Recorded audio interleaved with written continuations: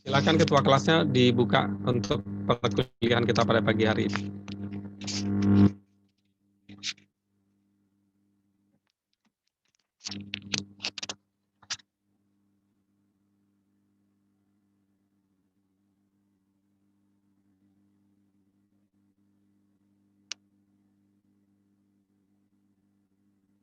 Halo. Arif, ketua. Arif kayaknya belum masuk. Belum Ya, Arif atau masuk Afifah nih. silakan, nggak apa-apa. Arif atau Afifah juga nggak apa-apa. Silakan dibuka aja, nanti suara saya kurang jelas.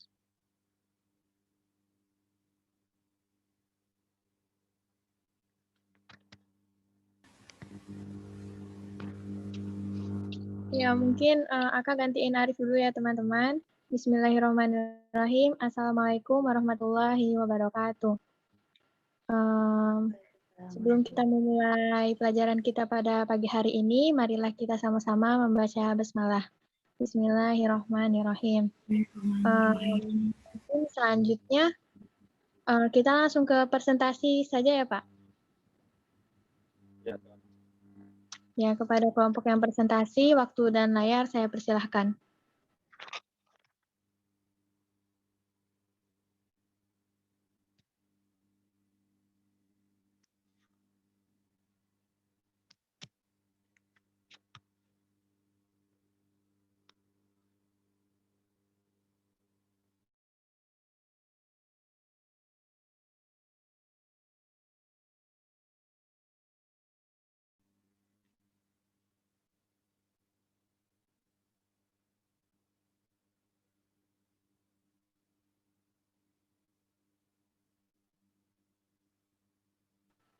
Dava, apakah udah hadir, Dava?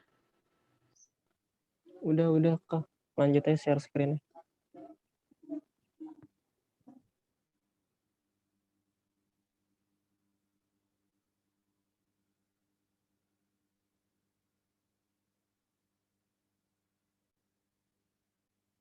Share screen-nya belum ya, Kak? Masih proses, Dav. Mungkin sambil bisa dibuka dulu.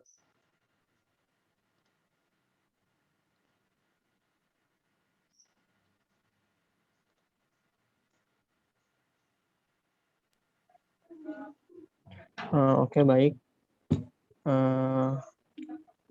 Kami dari kelompok terakhir ya, khususnya dari kelompok 11, hari ini atau pagi ini kita akan mencoba membahas tentang akuntansi untuk BUMD dan akuntansi untuk yayasan. Nah, untuk yayasannya ini kita berubah ya apa tuh aturannya dari tadi PSAK 45 kita ubah jadi aturannya yang terbaru sekarang itu jadi ISAK 35 yang sudah dilakukan pada 1 Januari 2020 peraturannya. Nah, oke, untuk materi pertama nanti akan dijelaskan oleh Isti, menyusul habis itu Aka, dan yang pemaparan materi terakhir itu akan dijelaskan oleh saya. Baik, untuk materi pertama, Isti udah ada, Isti? Cek. Oke. Untuk pemaparan materi pertama bisa dijelaskan oleh Isti. Untuk waktu, silakan, Ti. Oke, bismillah teman-teman. Di sini Isti akan menjelaskan tentang badan usaha milik daerah. Nah, di sini badan usaha milik daerah atau BUMD merupakan badan usaha yang dibentuk oleh pemerintah daerah yang diharapkan berperan penting dalam penyediaan barang dan jasa yang dibutuhkan masyarakat di daerah. Perusahaan daerah adalah perusahaan yang didirikan oleh pemerintah daerah yang modalnya sebagian besar atau seluruhnya adalah milik pemerintah. Dan tujuan pendirian perusahaan daerah itu untuk pengembangan dan pembangunan potensi ekonomi di daerah yang bersangkutan. Terus di sini ada ciri-ciri dan tujuan badan usaha milik daerah. Nah, badan usaha milik daerah itu ciri-cirinya ada pemerintah memegang hak atas segala kekayaan dan usaha. Yang kedua itu pemerintah berkedudukan sebagai pemegang saham dan permodalan perusahaan. Yang ketiga itu ada pemerintah memiliki wewenang dan kekuasaan dalam menetapkan kebijakan perusahaan. Terus melayani kepentingan masyarakat umum, terus sebagai stabilisator perekonomian dalam rangka mewujudkan kesejahteraan rakyat, terus sebagai sumber pemasukan negara dan daerah atau PAD, terus seluruh atau sebagian besar modalnya itu milik pemerintah daerah dan merupakan kekayaan yang dipisahkan. Terus modalnya itu dapat berupa saham atau obligasi bagi perusahaan yang go publik. Terus ada lagi dapat menghimpun dana dari pihak lain baik berupa bank maupun non-bank.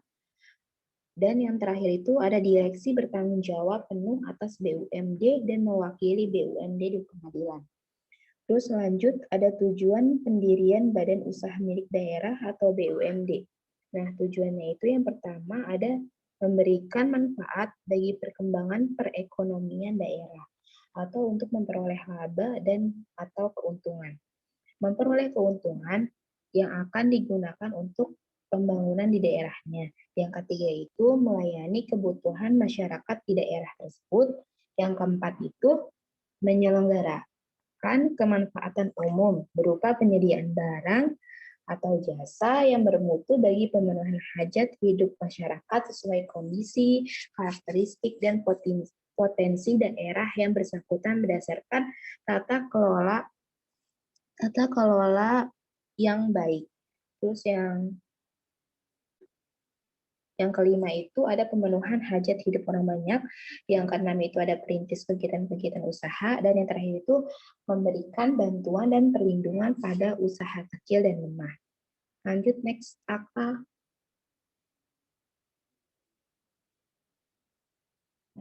Nah,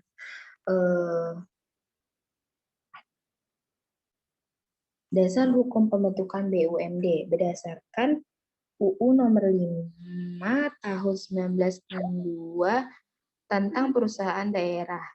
UU ini kemudian diperkuat oleh UU nomor 5 tahun 1974 tentang pokok-pokok pemerintah daerah atau Nota Keuangan RAPBN 1997 sampai 1998. Terus dasar hukum yang mengatur akuntansi BUMD berdasarkan peraturan Menteri Dalam Negeri nomor 13 tahun 2006 hasil pengelolaan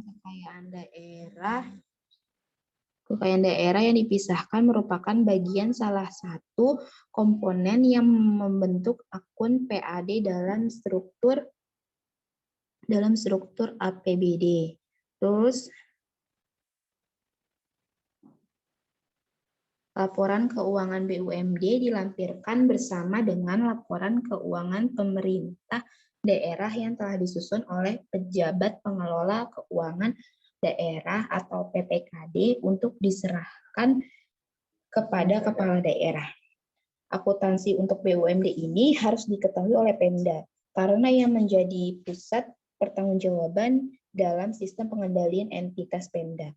Terus laporan keuangan yang disusun itu digunakan oleh BUMD ini merupakan input for informasi atau masukan informasi bagi Pemda sebagai investor di BUMD tersebut.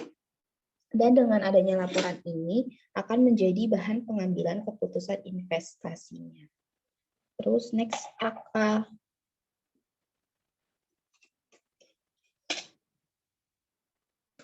Nah, di sini ada contoh-contoh BUMD. Nah, yang pertama itu ada Bank Pengembangan Daerah. Nah, Bank Pengembangan Daerah itu contohnya itu kayak kalau misalnya di Jawa Barat itu Bank Jawa Barat, atau Bank Jabar. Nah, kalau di Jakarta itu Bank DKI. Nah, kalau di Jatim itu Bank Jatim. Nah, yang kedua itu ada Perusahaan Daerah Air Minum atau PDAM. Nah, kalau misalnya di Depok itu namanya itu kita biasanya pakai Tirta Asasta Depok. Nah, kalau misalnya di Bogor itu ada Tirta Kahuripan dan Kalau misalnya di Tangerang itu ada Tirta Kerta Raharja.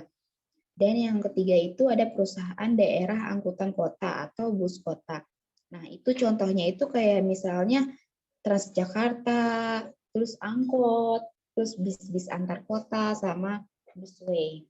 Nah, yang keempat itu perusahaan daerah rumah potong atau rumah potong hewan atau PDRPH itu contohnya ada di Surabaya sih. Kalau yang aku tahu di Surabaya. Nah, terus ada pedoman standar keuangan atau PSAK.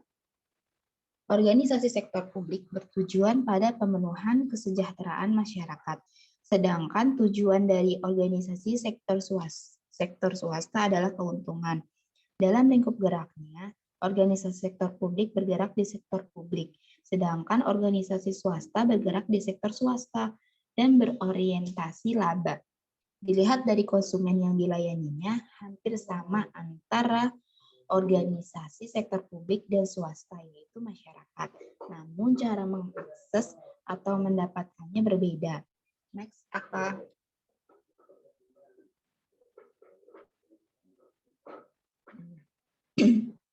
Di sini ada dasar hukum akuntansi sektor dasar hukum akuntansi sektor publik adalah 1. Standar akuntansi pemerintah atau SAP, yang kedua itu ada pedoman standar akuntansi keuangan atau PSAK. Nah, ini bisa dilihat ya teman-teman gambarnya dari sistem pencatatan akuntansi untuk BUMD. Yang pertama itu ada dokumen. Dokumennya itu jenis keuangan Pemda. Nah, jenis keuangan Pemda itu ada SP2D. Nah, SP2D itu adalah surat perintah pencairan dana.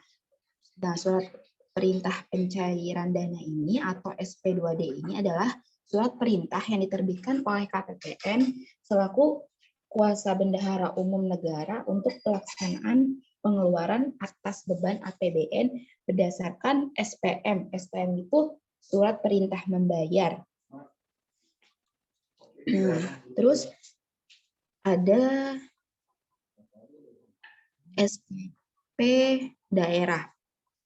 Terus yang ketiga itu ada STS. STS itu adalah surat tanda setoran. Nah, langsung di bawahnya itu bukti penerimaan kas, terus ada bukti pengeluaran kas sama bukti memorial akrual. Itu kalau bukti memorial akrual itu seperti kayak kwitansi, kayak barang, kayak data-data pendukung sih, kayak gitu. Nah, terus habis itu ada kayak di buku jurnal, terus dimasukin ke buku besar, terus habis itu dimasukin ke buku pembantu. Nah, terus dari tadi yang buku penerimaan kas, bukti pengeluaran kas, bukti memorial akrual itu di sini di jurnal ke penerimaan kas, jurnal pengeluaran kas, dan jurnal memorial kas. Terus habis itu dimasukkan ke kumpulan akun-akun. Nah, setelah dimasukkan ke kumpulan akun-akun, itu ada laporannya. Nah, laporannya itu laporan keuangan. Terus habis itu ada kertas kerjanya. Nah, setelah itu baru dimasukkan ke LRA, itu laporan realisasi anggaran. Terus ada LPSAL itu adalah laporan perubahan saldo anggaran lebih, dan LO itu laporan operasional, dan ada LPE itu laporan perubahan ekuitas, dan AK itu laporan arus kas, dan yang terakhir itu ada CALK. Next, AK.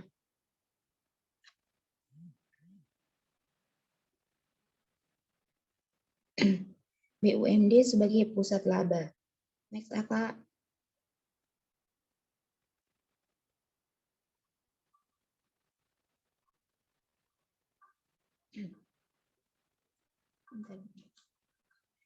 BUMD atau perusahaan daerah merupakan unit organisasi dalam tubuh pemerintah daerah yang didirikan untuk menghasilkan pendapatan bagi pemerintah daerah yang mendirikan. Dan Belum, Aka. Belum selesai, Kak. Nah, daerah yang didirikan untuk menghasilkan pendapatan bagi pemerintah daerah yang mendirikan. Dan prestasi badan usaha milik daerah atau BUMD tersebut diukur berdasarkan perbandingan antara laba yang dihasilkan dengan nilai investasi yang sudah dilakukan oleh pemerintah daerah sebagai investor. Dengan demikian, selain wajib menyusun laporan keuangan daerahnya, Pemda suatu provinsi atau kabupaten atau kota juga menjadi pemakai laporan keuangan. Entitas lain yaitu badan usaha milik daerah atau perusahaan daerah di lingkungannya. Baik, itu saja yang dapat saya sampaikan dan saya kembalikan lagi kepada Dava. Oke, baik. Terima kasih untuk Isti atas penjelasannya. Nah, baik, selanjutnya penjelasan selanjutnya akan dijelaskan oleh Rizka. Ya, terima kasih kepada Dava. Selanjutnya kita akan ke akuntansi untuk yayasan. Menurut Undang-Undang Nomor 8 Tahun 2004 menggantikan Undang-Undang Nomor 6 Tahun 2001 tentang yayasan, yayasan adalah badan hukum yang terdiri atas kekayaan yang dipisahkan dan diperuntukkan untuk mencapai tujuan tertentu di bidang sosial, keagamaan, dan kemanusiaan yang tidak mempunyai anggota. Kriteria yayasan yang pertama adalah memperoleh bantuan negara, bantuan luar negeri atau pihak lain sebesar 500 juta rupiah dan atau lebih dalam 1 tahun buku, atau mempunyai kekayaan di luar harta wakaf sebesar 20 miliar rupiah atau lebih. Laporan keuangan yayasan wajib diaudit oleh akuntan publik dan wajib diumumkan dalam surat kabar harian berbahasa Indonesia.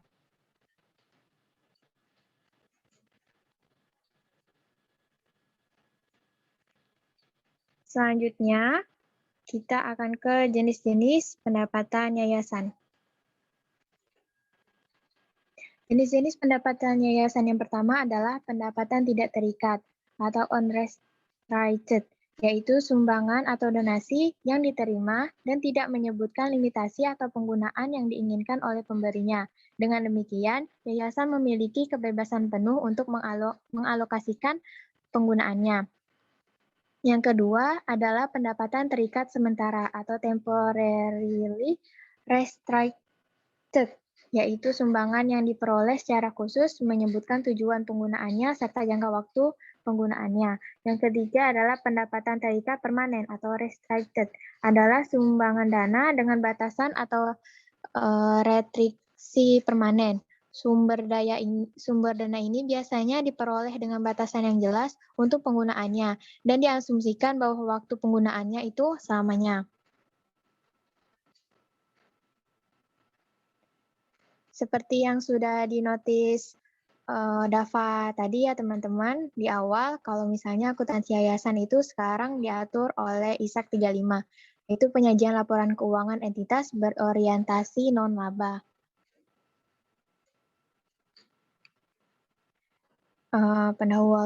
Pendahuluannya yang pertama adalah referensi. Referensinya adalah PSAK 1, penyajian laporan keuangan. Latar belakangnya adalah dalam PSAK 1 menggunakan terminologi yang cocok bagi entitas yang berorientasi laba. Jika entitas dengan aktivitas non-laba penerapan PSAK 1, maka perlu menyesuaikan deskripsinya. Yang kedua adalah ruang lingkup PSAK 1 secara substansi telah mencakup ruang lingkup penyajian laporan keuangan entitas dengan aktivitas non-laba. Yang ketiga adalah PSAK 1 tidak menyediakan pedoman penyajian laporan keuangan entitas berorientasi non-laba. Yang selanjutnya, entitas berorientasi non-laba berbeda dalam cara memperoleh sumber dayanya, tidak mengharapkan pembayaran kembali atau manfaat ekonomik tidak sebanding dengan sumber daya yang diberikan.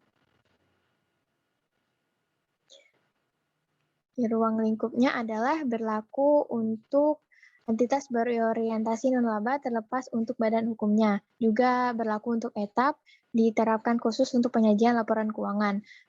Permasalahannya adalah Interpretasi ini membahas bagaimana entitas berorientasi nolaba membuat penyesuaian deskripsi yang digunakan untuk beberapa pos dalam laporan keuangan dan deskripsi yang digunakan dalam laporan keuangan itu sendiri.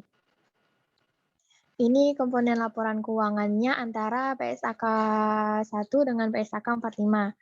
Kalau di PSAK 1 sampai dengan tahun 2010 itu ada neraca, sedangkan mulai dari tahun 2011 menggunakan laporan posisi keuangan. Terus ada laporan laba rugi komprehensif, laporan arus kas, dan catatan atas laporan keuangan. Selanjutnya adalah PSAK 45. Di dalam PSAK 45 itu ada laporan posisi keuangan, laporan aktivitas, laporan arus kas, dan ada catatan atas laporan keuangan.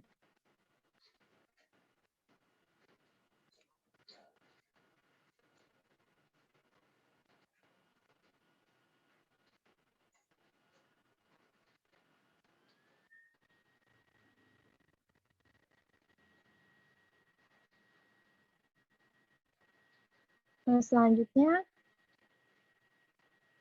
perubahan PSAK 45 ke ISAK 35.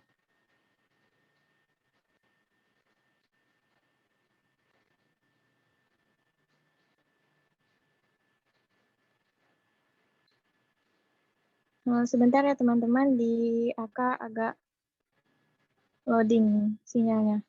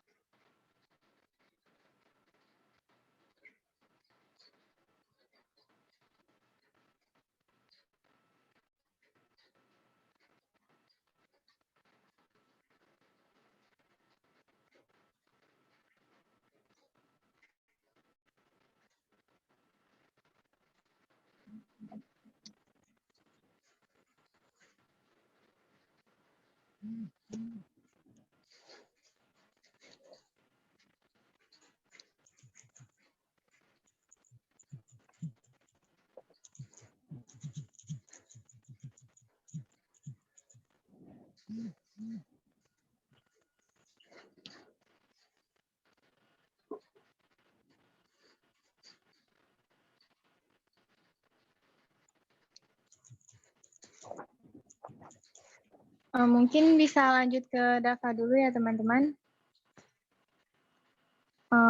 Kepada Dava saya persilahkan. Oke.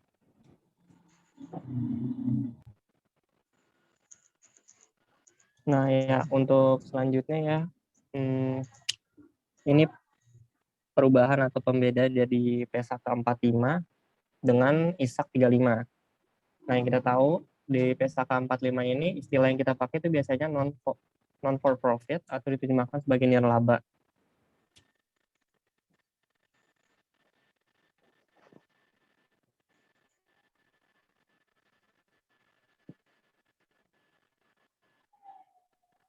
Nah, baik, kalau untuk di ISAK 35-nya itu yang kita pakai itu adalah non-laba. Nah, dengan adanya ini pembedanya itu di mana di PSAK 45 itu menggunakan nirlaba, di ISAK 35 itu berubah atau menjadi non-laba. Nah, dengan aktivitas utamanya itu dalam hal ISAK 35 ini tidak berorientasi pada mencari laba, namun bukan berarti tidak menghasilkan laba. Nah, di ISAK 35 ini jadi tidak berfokus pada perusahaan atau entitas yang non-laba gitu. Nah, untuk PSAK 45-nya ini Istilah yang digunakan dalam aset netonya itu ada 2. Nah, biasanya juga ada 3. Pertama itu ada tidak terikat, aset neto terikat, dan terikat temporer. Nah, kalau di ISAK 35 itu hanya menggunakan 2 istilah. Yang pertama itu aset neto tanpa pembatasan dan aset neto dengan pembatasan. Nah, kalau di PSAK 45 itu laporan yang digunakan atau laporan pendapatannya itu disebutnya sebagai laporan aktivitas. Nah, kalau di ISAK 35 itu disebutnya itu laporan penghasilan komprehensif atau biasa juga sebagai laporan-laporan pada entitas umum lainnya seperti yang sesuai dengan PSAK 1, di mana ada juga laporan penghasilan komprehensif untuk laporan-laporan perusahaan yang berorientasi pada laba. Oke, next, Kak.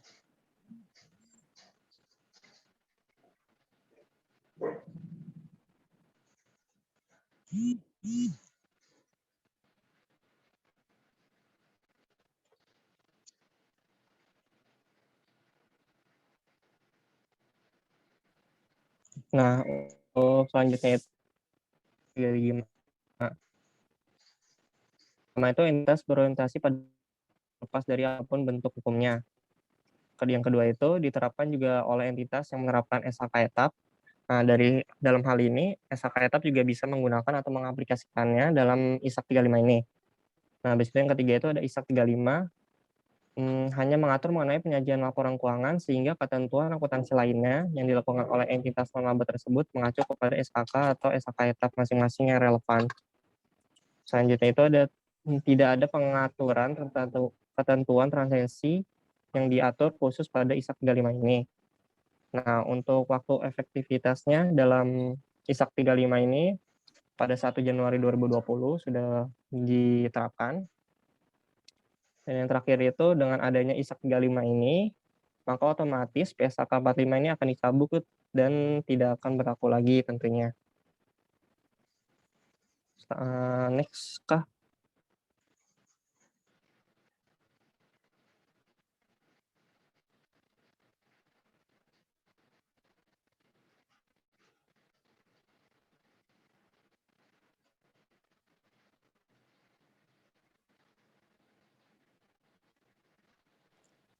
Nah, alasan PSAK 4 diganti dengan ISAK 35.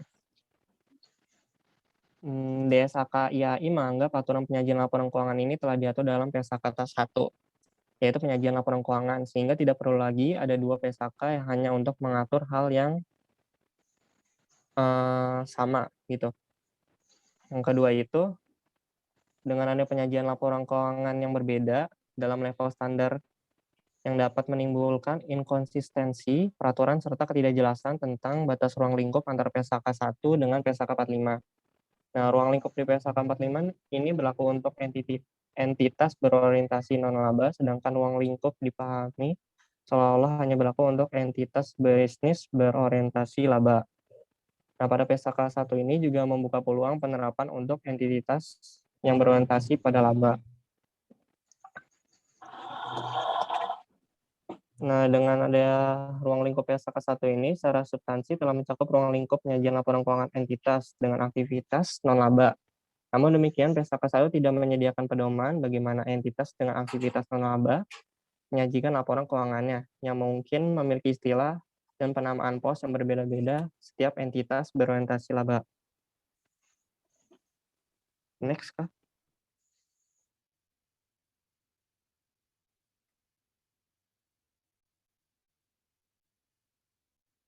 Nah, selanjutnya itu adalah standar laporan dari keuangannya ini. Nah, untuk PSAK 45-nya itu masih sama, yaitu laporan posisi keuangan, dan di ISAK 35 itu masih ada juga laporan posisi keuangannya. Nah, selanjutnya itu ada laporan aktivitas. Nah, di mana di ISAK 35 ini diubah menjadi laporan penghasilan komprehensif, serta ditambahkan lagi laporan perubahan aset neto, di mana yang sebelumnya PSAK 45 itu tidak ada laporan perubahan aset neto atau sudah masuk dalam laporan aktivitasnya ini. Nah, kalau di ISAK 35-nya ini dibuat terpisah gitu loh. didetailin lagi. Nah, untuk sisanya itu ada laporan arus kas dan catatan atas laporan keuangan itu sama di PSAK 45 ada itu, dan di ISAK 35-nya masih tetap ada.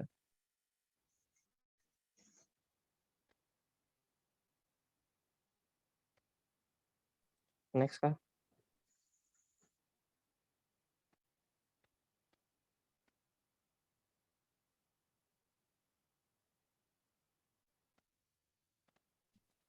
Nah, ini salah satu contoh ilustrasinya atau salah satu bentuk-bentuk format laporannya. Akan jelaskan selanjutnya. Ada laporan posisi keuangan, itu pertama itu ada menyajikan pos penghasilan komprehensif pada bagian aset neto dan tambah pembatasan. Yang kedua itu ada menyajikan pos penghasilan komprehensif lain secara tersendiri. Setelah itu ada laporan penghasilan komprehensif dalam bentuk tunggal, ataupun menyajikan informasi sesuai dengan klasifikasi aset neto. Selanjutnya itu ada laporan perubahan aset neto, diikuti arus kas dan catatan atas laporan keuangan. Nah, untuk bentuk format atau contoh formatnya ada di slide selanjutnya. Nah, di sini ada laporan posisi keuangan, di mana yang kiri itu PSAK 45, yang kanan itu ada ISAK 35. Nah, di mana pembedanya itu dari aset netonya itu yang di bawah pojok kiri itu, di mana PSAK 45 itu hanya ada 3, tidak terikat, terikat temporer, dan terikat permanen. Di ISAK 35 itu hanya ada 2, tanpa pembatasan dan dengan pembatasan. Next, Kak.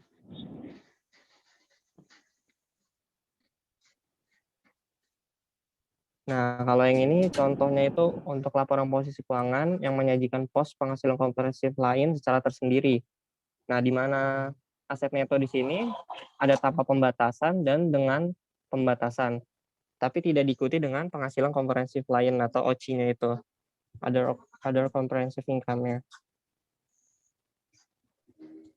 Lanjut, Kak. Nah, tadi kan sebelumnya itu laporan komprehensifnya dipisah. Nah, ini jadi laporan tersendiri gitu, laporan penghasilan komprehensifnya. Di mana itu ada, pertama itu ada tanpa pembatasan dari pemberi sumber daya, dan dengan pembatasan dari pemberian sumber daya. Nah, dalam pendapatan penghasilan komprehensif lain ini, salah satu atau akun-akunnya itu contohnya itu seperti keuntungan revaluasi aset tetap, keuntungan atau kerugian dari penjabaran mata uang asing, keuntungan atau kerugian perubahan asumsi aktuaris dari imbalan kerja atau manfaat pasti, keuntungan atau kerugian dari investasi kategori FTEOC, ataupun keuntungan atau kerugian dari lindung nilai arus kas. Itulah salah satu bentuk contoh komponen-komponen dari penghasilan komprehensif lain atau OC ini. Next, Kak.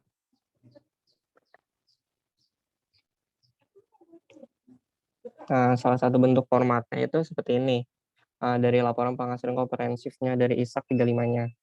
Di mana ada pendapatan, penghasilan, atau penerimaan lainnya, dikurangi dengan keseluruhan beban, menghasilkan surplus atau defisit. Setelah itu ditambahkan oleh pendapatan komprehensif lainnya atau OC ini, other comprehensive income-nya.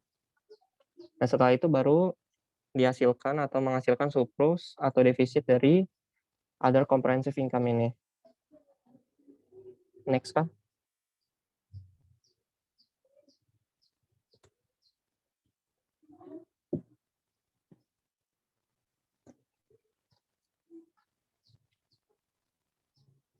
Nah, ini juga laporan penghasilan komprehensif lainnya dalam bentuk yang berbeda, di mana dibagi-bagi per kolom gitu. Ada tanpa pembatasan dari pemberian sumber daya dan dengan pembatasan dari pemberian sumber daya. Lanjut, Kak.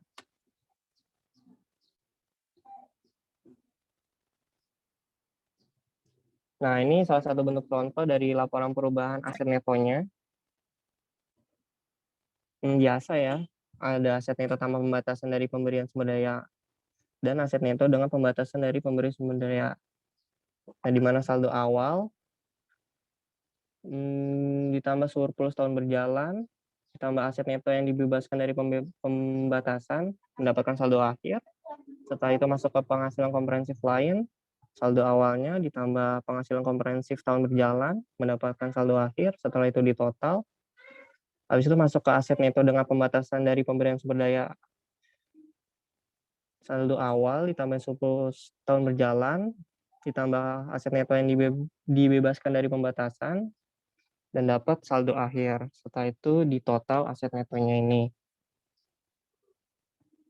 Next, Kak. Dan selanjutnya itu ada laporan arus kas. Seperti laporan-laporan arus kas pada umumnya ya. Ada 3 komponen, yaitu pertama itu ada aktivitas operasi, aktivitas investasi, dan yang terakhir itu ada aktivitas pendanaan. Nah, mungkin itu salah satu bentuk contoh-contoh dari laporan keuangan dari bentuk format ISAK 35 ini yang dilakukan mulai 1 Januari 2020 sampai sekarang. Mungkin sekian presentasi dari kelompok kami. Oh, masih ada satu ya? Ada satu ya? Nah, ini isi laporan posisi keuangannya. Biasa sih ada aset lancar, aset tidak lancar. Liabilitasnya ada 2, liabilitas jangka pendek dan liabilitas jangka panjang, serta aset neto yang tadi. Dari ISAK 35 kan hanya 2, tanpa pembatasan dan dengan pembatasan. Nah, mungkin itu, teman-teman, pemaparan materi dari kelompok kami untuk hari ini. Apa ada pertanyaan dari teman-teman?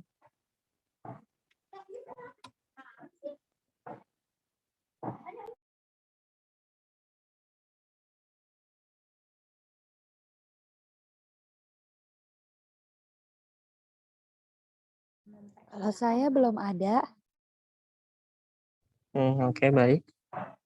Mungkin teman-teman yang lain ada yang ingin bertanya atau yang kurang jelas?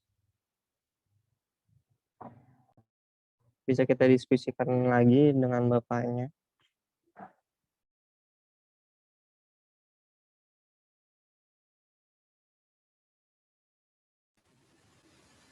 Belum ada, Dav.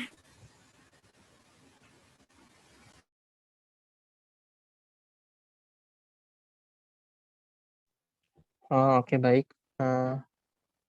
Bagaimana Pak, kira-kira?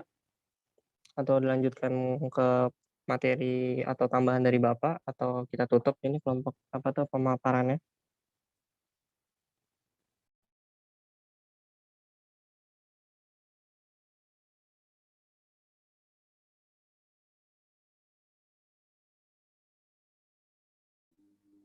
Yang lain gak ada yang nanya? Temen-temennya yang lain. Belum ada, Pak. Belum ada, Pak.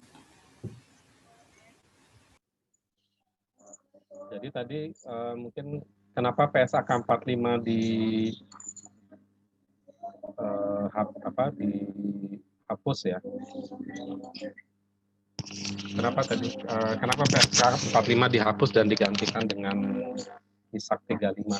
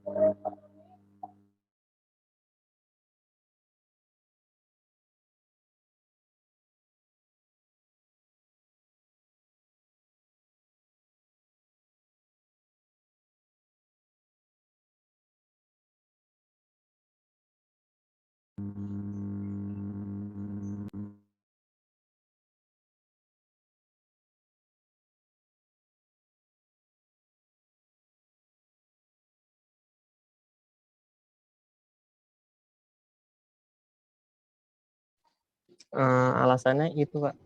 Nah, kalau adanya PSAK 45 ini kan di mana esensinya itu masih sama gitu dengan PSAK 1. Di mana PSAK 1 kita tahu sendiri itu kan digunakan untuk pelaporan bagi entitas yang berorientasi pada laba.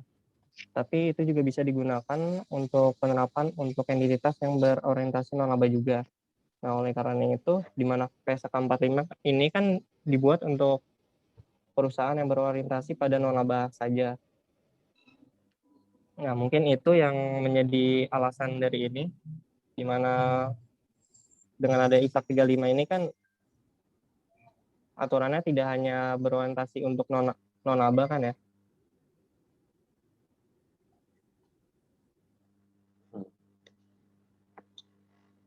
Ya, jadi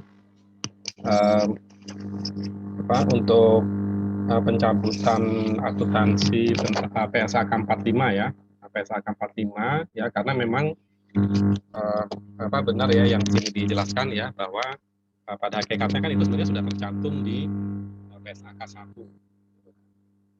Tapi juga hal lain gitu ya, bahwa PSAK itu sebenarnya dia tidak ingin mengatur tentang jenis usaha ya.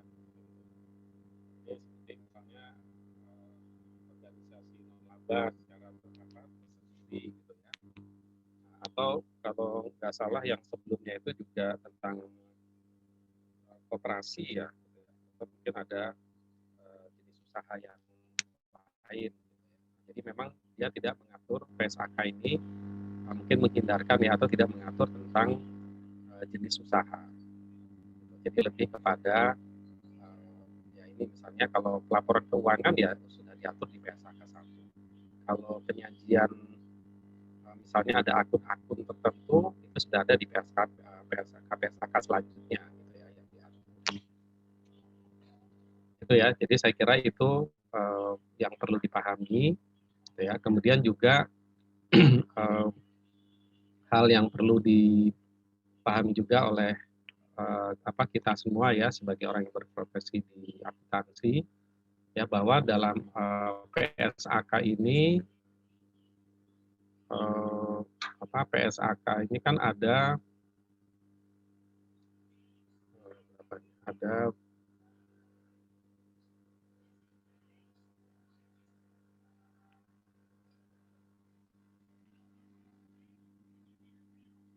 ya, ada beberapa jenis ya, ada beberapa jenis PSAK. Yang pertama itu adalah PSAK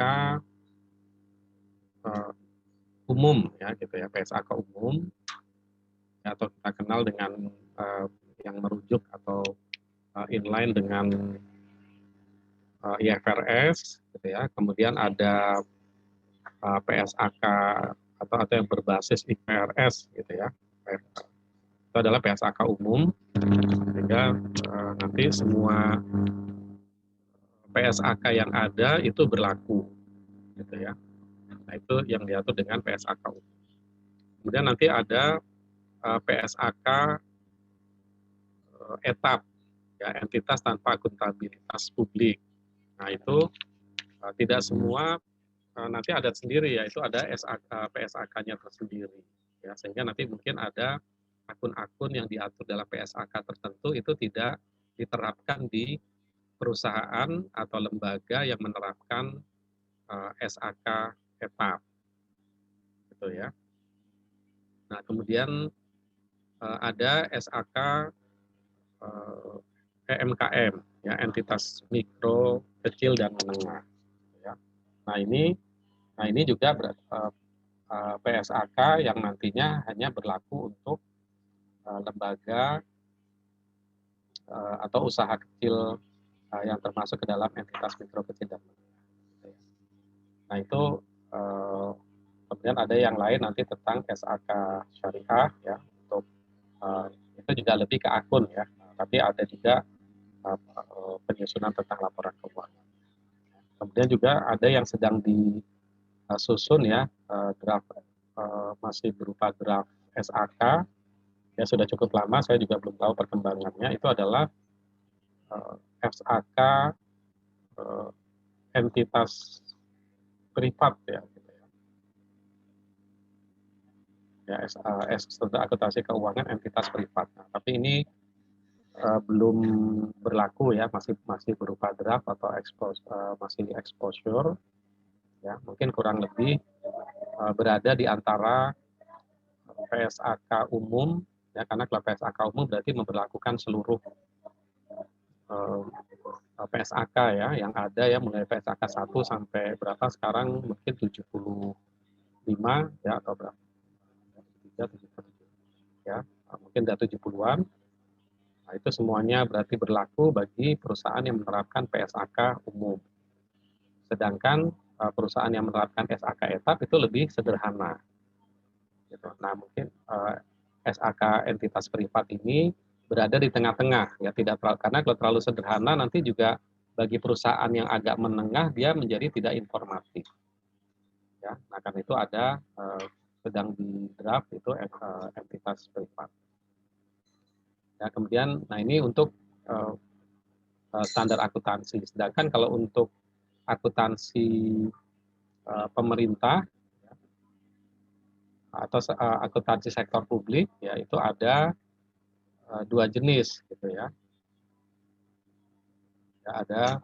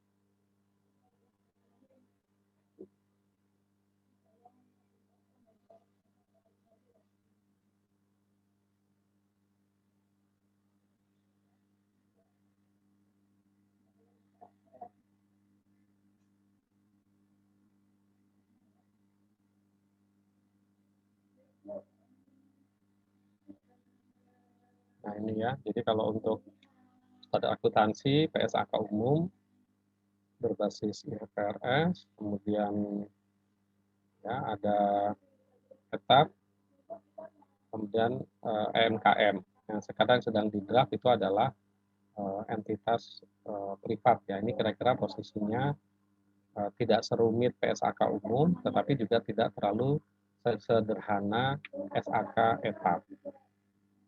Ya. Nah, kemudian ini yang basic ya bagi kita yang praktik di akuntansi. Nah, untuk organisasi sektor publik ya. Nah, ini kan ada pemerintah dan yang non pemerintah. Ya, kalau pemerintah kemarin kita sudah ada 2 sesi ya, standar akuntansi pemerintah pusat, kemudian standar akuntansi keuangan ya, bahkan 3 barangkali ya, standar akuntansi keuangan daerah, ya kemudian rekening-rekening ya, akun akun-akun pada akuntansi keuangan daerah. Nah ini adalah yang masuk di dalam ruang lingkup sektor publik. Nah untuk pemerintah ini kan sudah diatur tersendiri di standar akuntansi pemerintah. Nah yang menjadi pembahasan di dalam materi kali ini adalah lebih kepada yang berada di organisasi non pemerintah. Ya kalau tadi BUMD ya, kalau BUMD itu berbentuk berbentuk PT, berarti dia harusnya akan mengikuti SAK umum ya. Kalau dia berbentuk perseroan terbatas dia akan mengikuti SAK umum. Tapi kalau dia berbentuk BLU, Badan Layanan Umum, ya itu ada kecenderungan untuk mengikuti SAP. Nah, begitu ya, mungkin tadi presentasinya seperti itu ya, kira-kira ya. Atau kalau berbentuk BLU gimana kira-kira? Apa bedanya BUMD yang berbentuk BLU dan BUMD yang berbentuk perseroan terbatas? Dia menggunakan standar akuntansi yang mana kira-kira?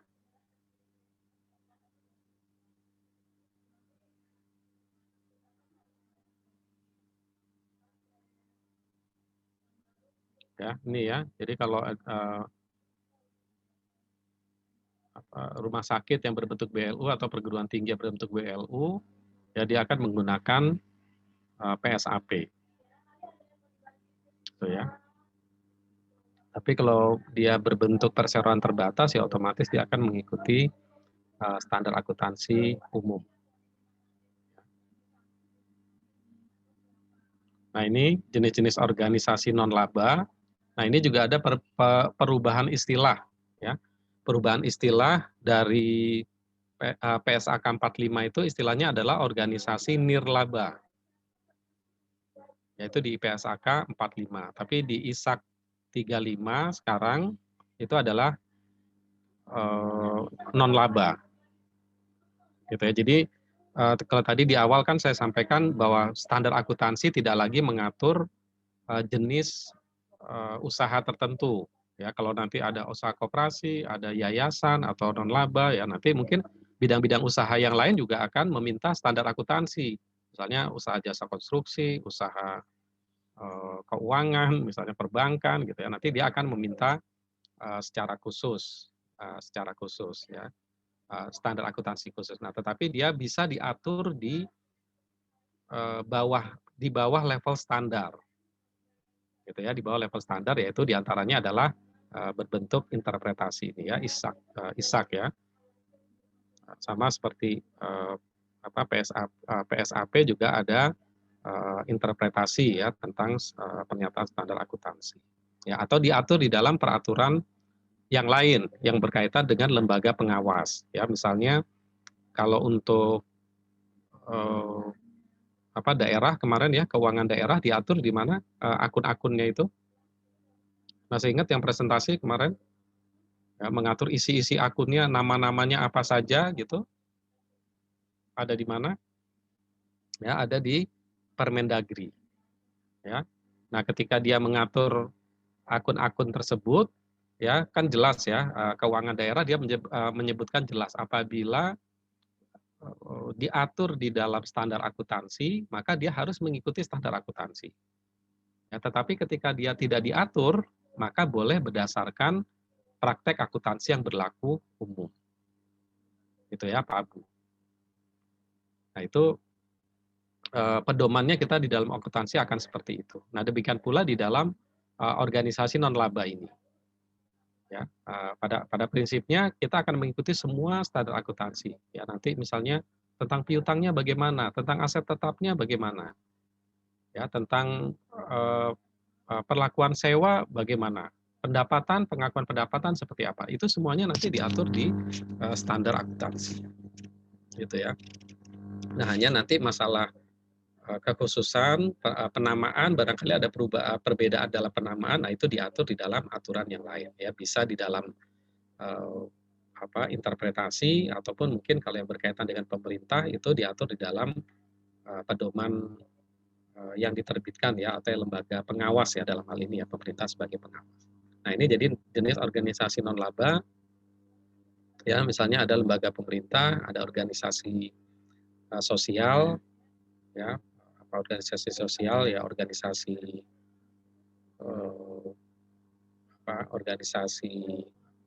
zakat itu termasuk sosial, yatim piatu ya itu termasuk organisasi sosial. Kemudian ada organisasi keagamaan ya, lembaga-lembaga keagamaan ya, misalnya lembaga MUI atau ya sejenisnya. Kalau NU Muhammadiyah itu mungkin masuk ke ormas ya, kemasyarakatan ya, nanti bisa dicek juga ya itu masuknya ke organisasi apa. Gitu. Kemudian ada organisasi politik ya, atau partai politik. Kemudian ada organisasi sosial, yayasan sosial ya, yang berbentuk yayasan ya, karena ada secara legal yang dia berbentuk lembaga, namanya lembaga, ada yang namanya yayasan. Ya itu nanti silakan dipelajari di kelembagaan ya, kelembagaan hukum dari organisasi yang ada di Indonesia. Ya, kemudian ada lembaga pendidikan. Ya, lembaga pendidikan biasanya berbentuk yayasan. Ya, nanti ada kekhususan ya untuk lembaga pendidikan, labanya tidak dikenakan pajak dengan persyaratan tertentu, misalnya gitu ya. Nah, kemudian ada lembaga kesehatan, ya rumah sakit, klinik dan sebagainya, ya sepanjang dia tidak organisasinya atau badan hukumnya adalah berbentuk badan hukum sosial, ya dalam hal ini yayasan. Ya kalau yayasan kan udah jelas ya, dia tujuannya udah pasti non laba, ya walaupun bisa jadi di dalamnya ada unsur pendapatan yang mengandung laba gitu ya. Makanya untuk lembaga pendidikan itu dan penelitian itu ada perlakuan khusus. Kemudian kesehatan yang mengacu misalnya rumah sakit adalah yang badan hukumnya itu adalah yayasan. Tetapi kalau misalnya dia badan hukumnya adalah perseroan terbatas, ya otomatis dia akan mengikuti PSAK umum atau etap.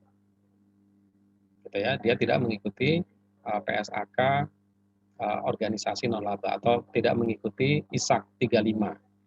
Ya itu nanti harus dibedakan ya, karena sekarang rumah sakit kalau yang sepanjang yang saya ketahui itu banyak rumah sakit, klinik itu sudah berbentuk perseroan terbatas. Maka dia seperti umumnya lembaga yang berorientasi laba. Gitu ya, kecuali kalau dia masih berbentuk atau didirikan berdasarkan yayasan. Ya, lembaga pendidikan mungkin juga sudah ada ya yang berbentuk PT. Ya, tapi kebanyakan lembaga pendidikan masih berbentuk yayasan. Nah, ini ya. Jadi ini nanti yang ini ya, lembaga kesehatan ini berarti kalau yang berbadan hukum yayasan ya. Baik ya, itu jadi ruang lingkup dari ISAK 35 gitu. Komunitas gitu ya, barangkali ya nanti di sini ada apa? Organisasi kemasyarakatan ya, itu mungkin masuk di komunitas ya, karena kalau organisasi kemasyarakatan ini kan ada keanggotaan ya, ada anggotanya, partai politik ada anggotanya. Kalau yayasan itu tidak ada anggotanya, ya tidak ada anggota, ya hanya fokus kepada bukan fokus kegiatannya adalah ditunjukkan dalam bentuk aktivitas-aktivitas yang sesuai dengan tujuan pendirian yayasan. Nah ini ya entitas yang tidak berorientasi pada laba namun tetap memiliki kewajiban mempertanggungjawabkan pemanfaatan sumber daya yang dikelolanya kepada penyandang dana dan komunitas atau masyarakat. Nah gitu ya, jadi dia tidak berorientasi laba tetapi dia mempunyai tanggung jawab untuk melaporkan ya, misalnya kan seperti lembaga zakat gitu ya, dia tidak berorientasi laba tapi dia punya kewajiban kan untuk membuat laporan kepada publik bagaimana dia mengumpulkan dan menyalurkan zakat misalnya gitu ya. Nah ini jadi kemudian laporan keuangan ini menjadi salah satu alat pertanggungjawaban atau media pertanggungjawaban. Oke, ini ya, karakteristiknya ya dari organisasi non laba ini adalah tidak ada kepemilikan. Ya, jadi tujuannya bukan untuk mendapatkan laba, ya sama seperti organisasi pemerintah bukan untuk mendapatkan laba, tapi untuk aktivitas. Ya. Fokusnya di aktivitas. Kemudian karakteristiknya tidak adanya kepemilikan. Jadi organisasi publik itu nggak ada, yayasan kan tidak ada kepemilikan. Ya, yang berbentuk yayasan, organisasi kemasyarakatan, organisasi politik, lembaga agama itu tidak ada kepemilikan. Ya. Kepemilikannya apa ya? Publik, gitu ya. Kepemilikannya adalah publik. Nah ini sehingga di sini juga tidak ada keinginan mendapatkan hasil ya. Ya, no ownership, no return. Ya, tidak ada hasil ya. Misalnya kalau lembaga bisnis yang perseroan terbatas, misalnya ini berarti orientasinya untuk mendapatkan apa dividen, ya laba, kemudian dia pemiliknya akan mendapatkan dividen. Ya, sehingga mempunyai framework ya atau kerangka akuntansi dan standar yang berbeda dengan antara sektor publik dan sektor privat ya, yang ada kepemilikan. Ya, kalau pembiayaan mungkin hampir sama ya.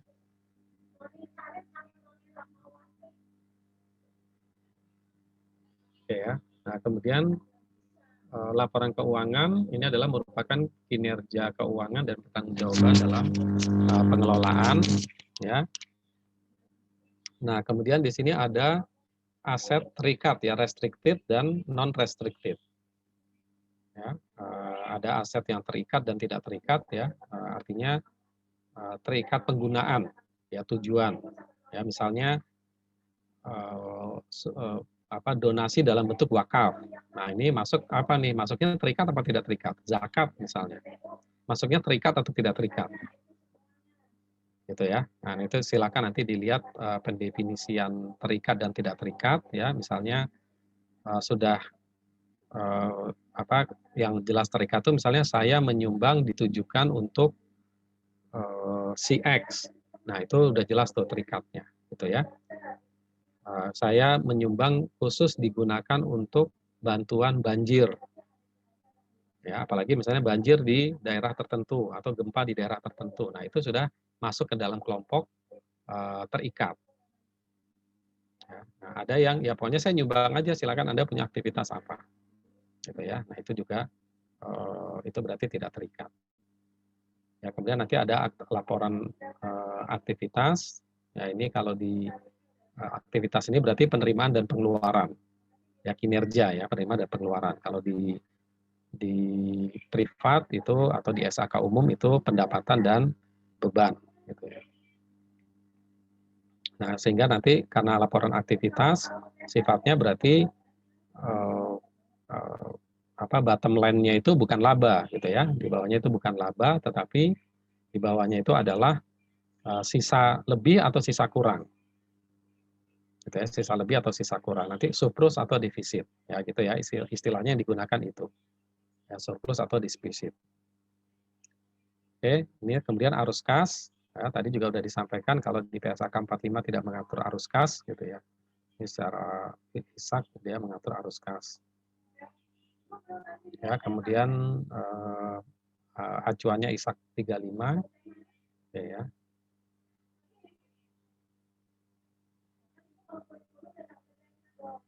Nah, ini juga ada aturan-aturan tersendiri di dalam laporan non laba. Ya, ini ada aturan hibah 500 juta. Kemudian juga sumbangan yang bukan hibah itu 20 miliar ya.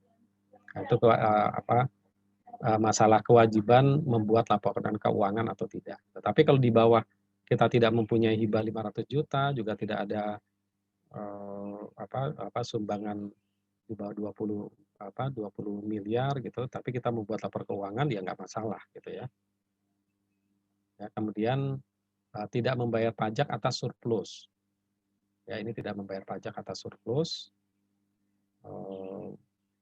Ya, karena kalau dari sisi pajak pendapatannya bukan objek pajak gitu ya. Ya, karena misalnya kan sumbangan ya, zakat segala macam itu bukan objek pajak.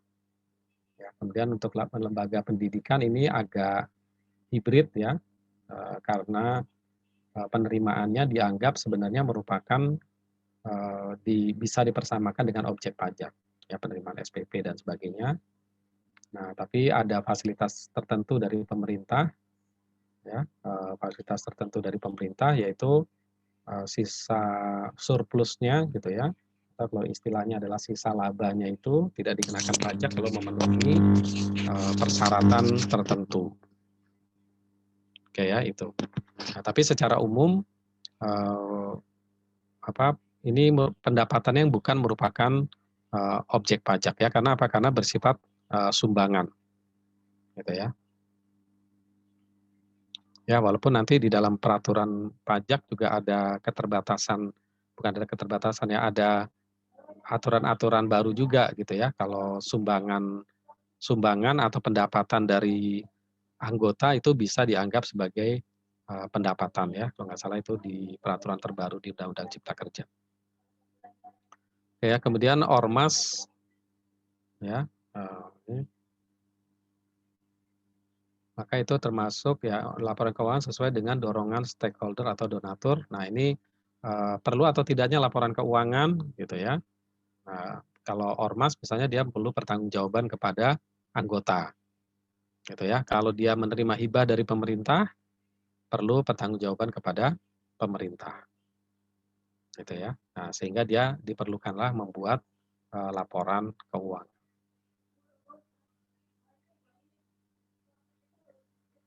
Ya, jadi ini pelaporan keuangan nirlaba ruang lingkup penerapan ya. Ini saya kira di PSAK 45. Tadi juga sudah disampaikan perbedaan-perbedaannya ya. Ya, saya kira ini umum hampir sama. Pengkategoriannya permanen, temporer. Ya, sumbangan terikat, tidak terikat gitu ya. Ini pengaturan di PSAK 45. Ya. Ini tidak terikat tidak terikat ya, ini saya kira ini yang lama ya, hanya sebagai komparasi perbedaan saja ya, karena penerapannya masih baru ya. Karena penerapannya masih baru, biasanya kaitannya dengan apa? Kaitannya dengan perubahan ya. Ini baru ISAK 35 ini diterapkan mulai laporan keuangan tahun 2020. Nah, sehingga ketika kita membuat laporan keuangan tahun 2020 ya, tentu dari tahun 2019 ini kan ada perubahan-perubahannya. Nah, ini harus merubah nama-nama akun. Nah, ini mungkin ya yang terkait tadi, ya harus ada perubahan-perubahan tentang nama-nama akun ya. Karena itu di sini penting untuk melihat di mana bedanya gitu ya.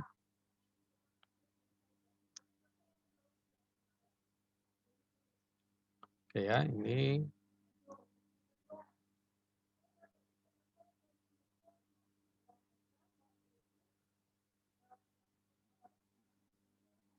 ini dalam laporan aktivitas ya. Ya, intinya laporan aktivitas mencakup penerimaan dan pengeluaran ya. Kemudian nanti ada bersihnya ya, penerimaan dan pengeluaran bersih, kemudian nanti ada saldo dari tahun sebelumnya. Ya, jadi seperti laporan perubahan posisi saldo laba ya, gitu ya. Karena dia menyajikan sisanya berapa, saldonya berapa gitu ya. Nah, ini di ISAK 35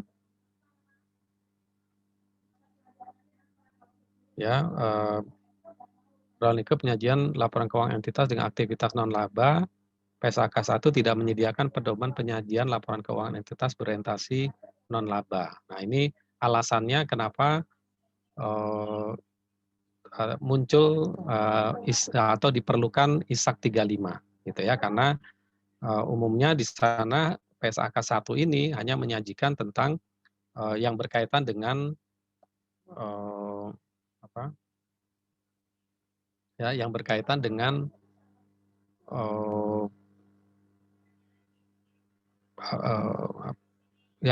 dengan privat atau bisnis gitu ya, komersial ya, maksud saya yang laba, yang berorientasi laba. Gitu.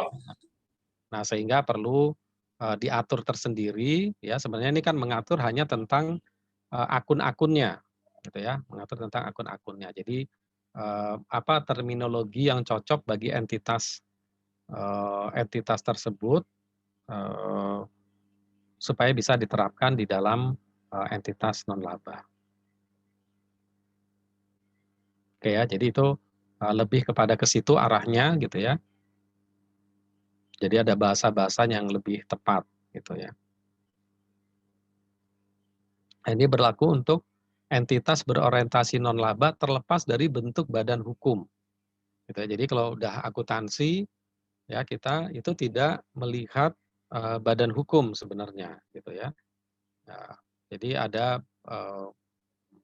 bentuk badan hukumnya seperti apa, tapi nanti akan melihat kepada substansi, ya. Makanya di dalam akuntansi itu kan ada salah satu prinsipnya adalah substan over form, gitu ya. Jadi ini bentuk kegiatannya apa, gitu ya. Ya, juga berlaku untuk etap, diterapkan khusus untuk penyajian laporan keuangan. Ya, permasalahannya interpretasi ini membahas bagaimana entitas berorientasi non-laba membuat penyesuaian, ya, deskripsi yang digunakan untuk beberapa pos dalam laporan keuangan, deskripsi yang digunakan dalam laporan keuangan itu sendiri ya. Ini yang tidak ada di dalam PSAK 1.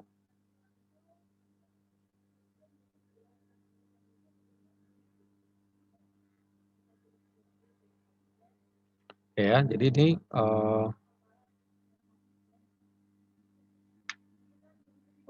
penyajian laporan keuangan berorientasi non-laba disusun dengan memperhatikan persyaratan struktur laporan dan persyaratan minimal yang diatur. Jadi orientasinya tetap dari PSAK 1 ya. Entitas berorientasi non-laba dapat membuat penyesuaian deskripsi yang digunakan atas laporan keuangan, misalnya judul laporan perubahan aset neto untuk mencerminkan fungsi yang lebih sesuai dengan isi laporan keuangan. Gitu ya. Nah, jadi ini kenapa muncul istilah aset neto ini adalah di ISAK ya, ISAK 35. Sedangkan di PSAK 1 itu tidak muncul istilah aset neto karena ini lebih mencerminkan fungsi dari apa informasi yang ingin disampaikan.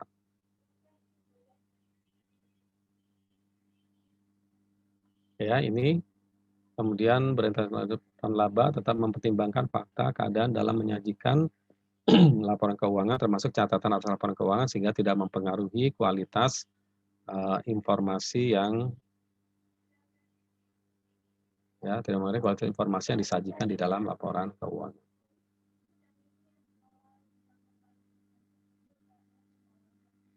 Ya, penyajian laporan keuangan ya saya kira ini juga tadi sudah ya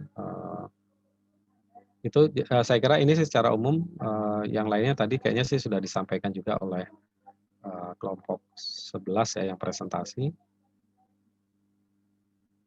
Ya ini apa nih, ISAK 35 pedoman akuntansi entitas berorientasi non-laba.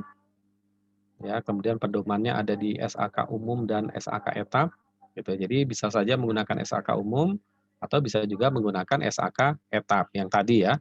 Frame-nya apa? Persyaratannya. Biasanya kalau SAK umum ya yang seperti saya jelaskan di awal tadi dia menggunakan seluruh PSAK yang ada. Nah, tapi kalau di SAK etap itu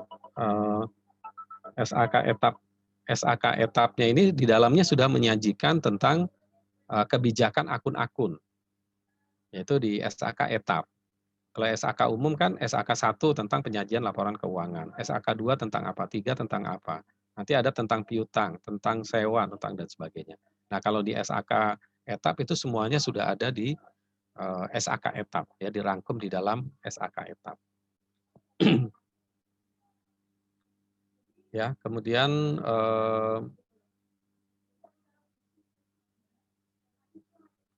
ya faktor tidak ada definisi kriteria ini juga menghasilkan tanpa kepemilikan tidak dapat. Nah, ini juga ya tidak ada laba, yang paling penting kan ini ya. Tidak ada laba sehingga tidak ada distribusi laba, tidak ada kepemilikan, tidak ada penjualan gitu ya, saham segala macam nggak ada. Di sana nggak bisa diperjualbelikan. Gitu ya. Itu tentang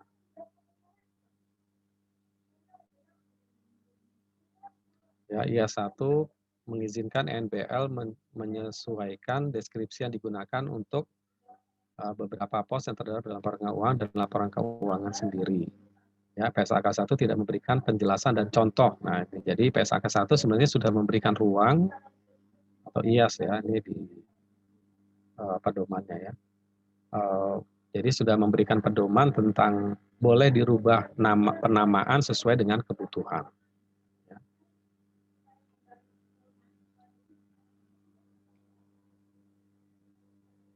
Ya, ini laporan posisi keuangan, laporan penghasilan komprehensif, perubahan aset neto, laporan arus kas, dan catatan. Ya, ininya umumnya sama ya, laporan posisi keuangan, laporan penghasilan, ini perubahan aset neto, perubahan saldo laba ya kalau di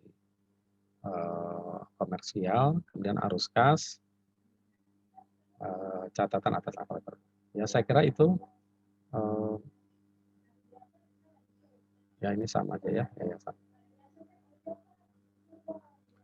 Oke, mungkin itu tambahan penjelasan dari saya. Barangkali ada pertanyaan atau yang mau disampaikan.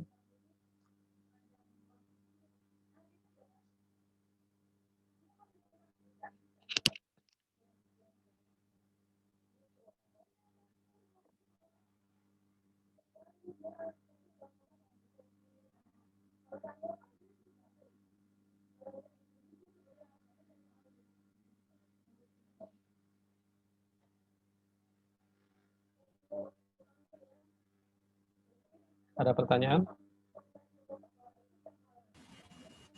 Nggak ada, Pak. Dari saya Tadi belum laporan ada, Pak. Tadi laporan keuangannya udah disajikan ya dari kelompok 11 kan sudah ada ya, jadi Udah, saya Pak. juga tidak menampilkan lagi. Ya.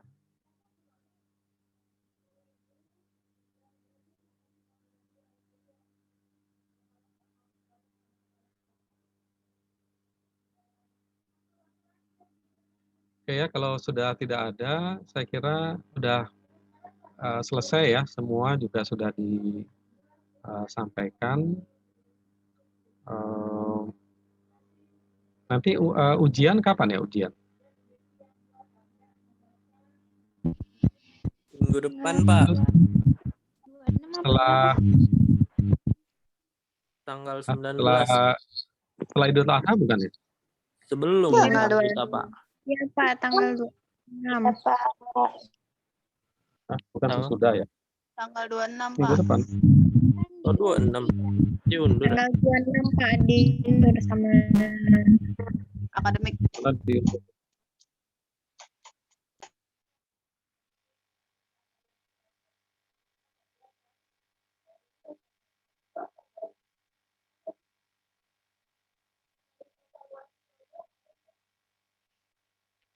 Jadi tanggal 26, kemudian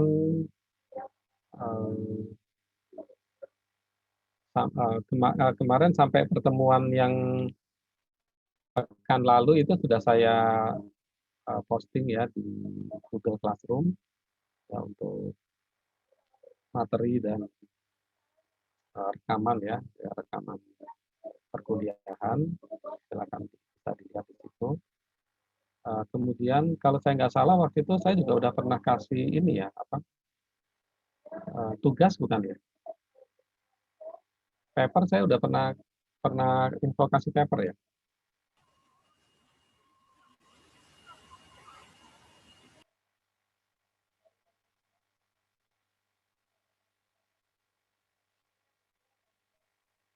Belum, Pak.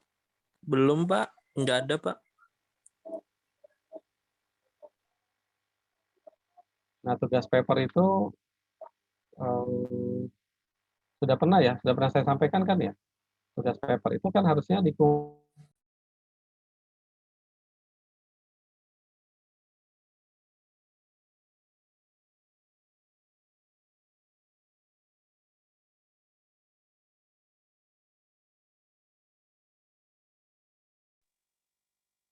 Halo?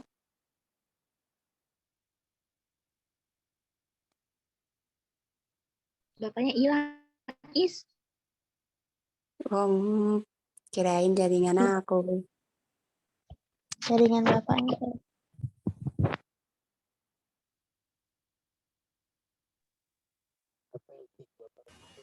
Lagi tugas paper ya? Tugas. Beneran bikin paper.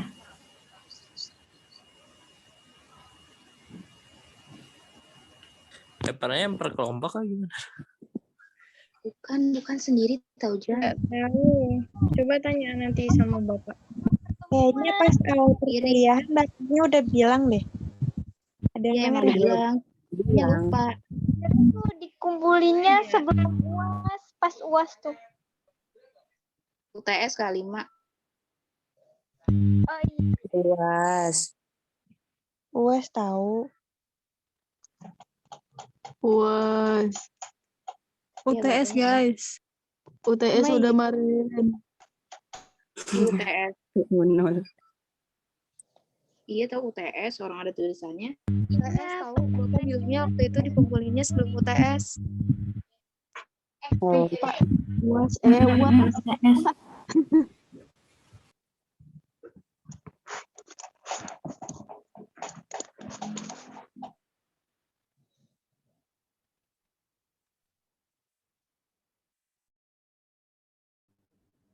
Ya, maaf ya tadi jaringannya agak kurang bagus.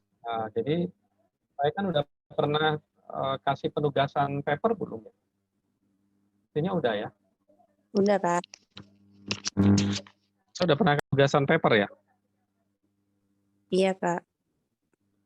Udah ngumpul belum ya? Kayaknya sih belum ya. Harusnya dikirim lewat email ya. Belum ngumpul Kak. Belum ada kelanjutannya sih Pak, sepertinya di awal sudah pernah dibilang kalau ngerjain paper, tapi untuk pengumpulan dan kayaknya belum ada dikabarin Pak. Iya sama Maksudnya judul tugasnya saya udah papernya pernah juga, kasih. Pak. Iya udah kalau tugas. Oh. Ya udah nanti saya posting ulang di Google Classroom ya. Berarti nanti pengumpulannya maksimal 1 pekan setelah UAS berarti ya. 1 pekan setelah UAS saja. UAS selesai. Bukan UAS selesai kapan? Berarti kalau mulainya 26, UAS kan hanya 1 pekan ya. 26, Iya tanggal 30. berarti nanti di bulan awal Agustus. Ya. Saya juga masih ada waktu untuk membuat penilaian. Ya, ya saya lupa udah diposting atau belum di Google Classroom. Ya nanti kalaupun belum, sudah atau belum nanti akan saya posting. Oke, saya kira itu berarti kita setelah ini sudah nggak ada perkuliahan lagi, langsung ke ujian ya? Atau masih ada perkuliahan? Udah Meskipun selesai. kemarin kita Udah tidak selesai, sempat Ustaz. kosong 1 kali ya. Iya Tapi Ustaz. kalau dari sisi materi sih itu sudah terpenuhi ya. Apa yang saya buat di dalam silabus sih sudah terpenuhi semua. Gitu ya. Jadi tidak ada apa kecuali kalau memang apakah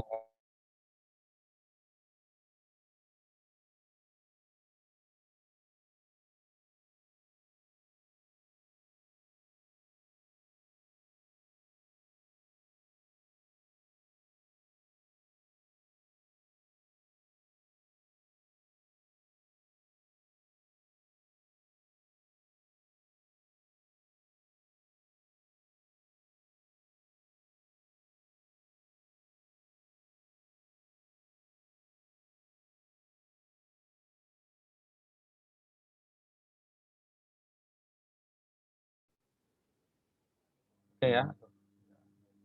Kayak itu ya. Jadi saya kira itu ya. Nanti saya akan posting ulang aja sudah atau belum ya yang kemarin itu. Saya akan posting ulang. Kemudian nanti untuk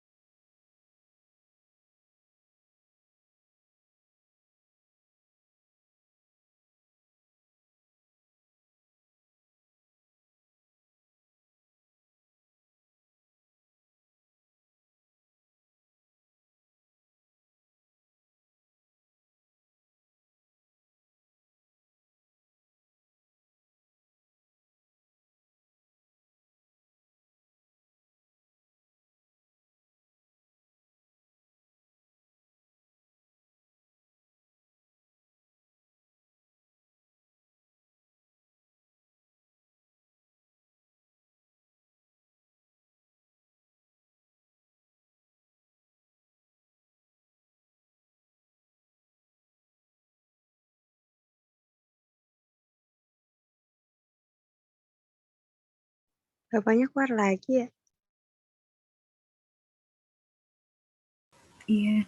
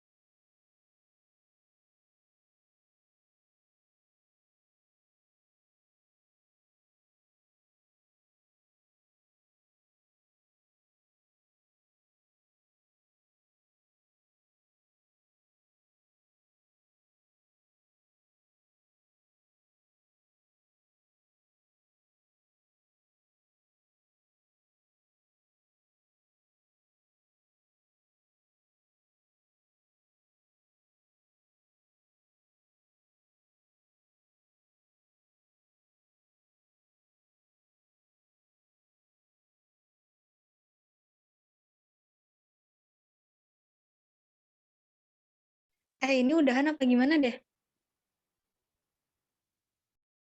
Kayaknya Udah bapaknya dah. keluar. Masih deh, masih. Nunggu sampai besok. Kirain udah ngomongin tugas udah.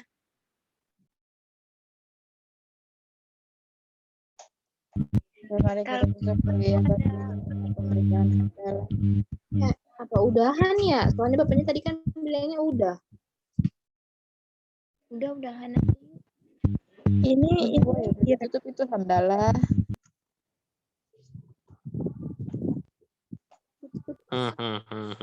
Saya sebagai host. Jam itu record masih jam. Jangan lupa Saya di-share ya, close Jam. aja ya.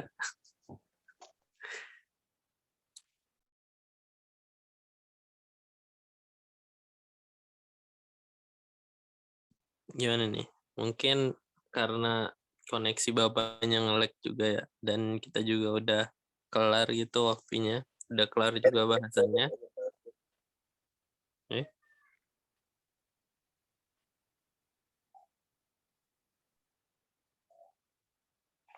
Mungkin kita cukupkan aja kali ya.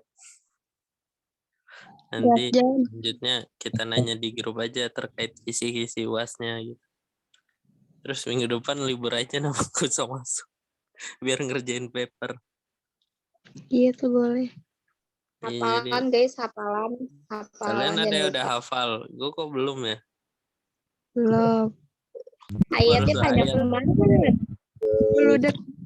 Enggak, mending kalau panjang dong Nat. Ini mah belibet-belibet. Sudus, sulus gitu. Betul. Rizky mah udah, Rizky mah ada hatam. Udah ya, itu aja. Kita tutup dengan baca hamdalah. Alhamdulillah. Alhamdulillah. Disempurnakan dengan baca doa kafaratul majelis. Subhanallah, wa bihamdika, asyhadu an la ilaha illa anta, astaghfiruka wa atubu ilaik. Assalamualaikum warahmatullahi wabarakatuh. Waalaikumsalam warahmatullahi wabarakatuh. Ini langsung saya end ya. Oke, Pak.